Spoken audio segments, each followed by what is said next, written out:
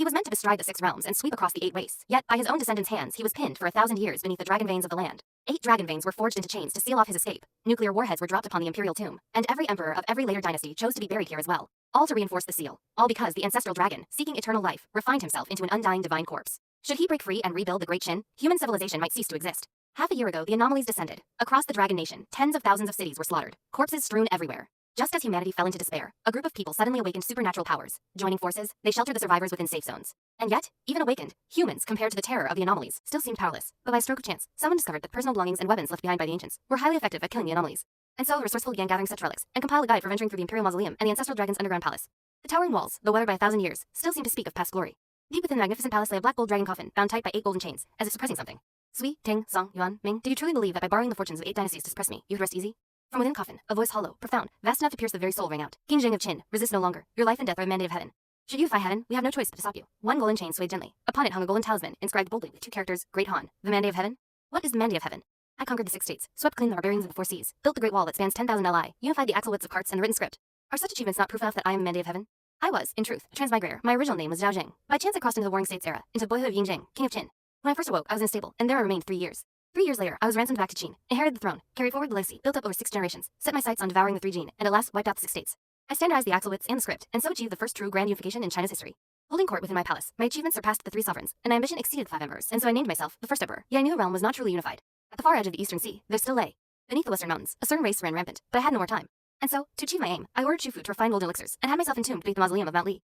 At the cost of 1,000,000 lives, I built the grand array for refining a divine corpse, drawing further on the power of the 9 yang and 9 yin earth veins to catalyze the salting of the golden elixir within my body.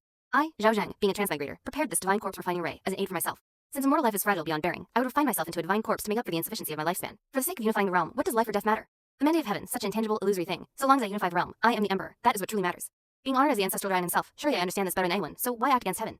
The chain hung with Great Song's golden talisman rattled and clanged, as if trying to rouse this first emperor, the realm.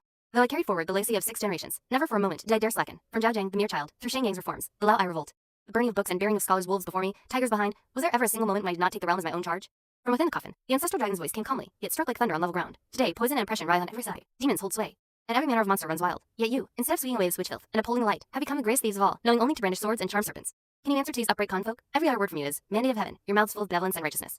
The old pedantic Confucians are nothing but an excuse conjured up by you incompetent later generations. Were I present, I would surely cleanse the realm of you, the foremost emperor in 5,000 years. The 8 golden chains blazed with light. In the void, 8 golden dragons each formed from the accumulated fortune of a dynasty coiled and circled, spewing hellfire of the 9 netherworlds, 10,000-year black ice, and heaven-sealing divine thunder. Yet, however fierce the assault, the black gold coffin did not so much as tremble. A vein of black dragon chi wrapped around it and dissolved every attack completely. At that moment, in less than 3 watches, about 6 hours, the ancestral dragon would break free. What are we to do? We give it our all and hold on as long as we can. If the first emperor is set on emerging, then we have no choice but to marshal the strength of all 8 dynasties and stake everything on one desperate struggle. But the young man in the black dragon dark bird robe within the coffin felt not the slightest fear. 1,000 years had passed, yet I, this first emperor, had never once desired immortality in its true sense. What I wanted was this realm that wherever the iron cavalry of Great Qin reached, all would be Qin's soil, all Qin's people. No one dared imagine. This greatest emperor of all ages, master of heaven's timing, earth's advantage, and men's hearts, this first emperor present at the very dawn of the world, if he became a zombie, what scene would that be? And when that time came, who could still stand forth to stop him? At the mausoleum of Qin Shi Huang on Mount Li, Li Qingwan studied the map. This place was the mausoleum of that king of Qin. In the night, a girl in a black dress stood quietly. Her name was Mo Tinghan, clad in pure black.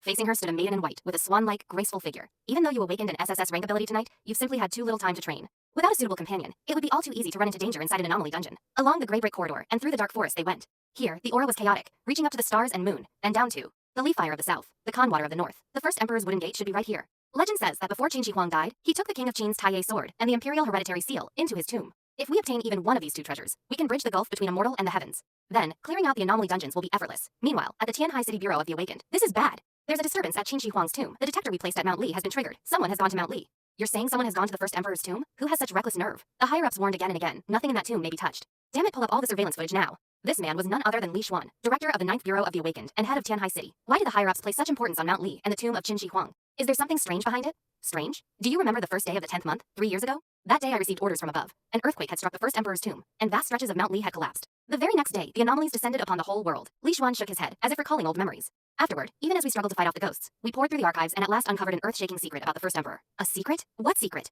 Is it connected to the anomalies? No. It concerns that ancestral emperor, dead 1,000 years.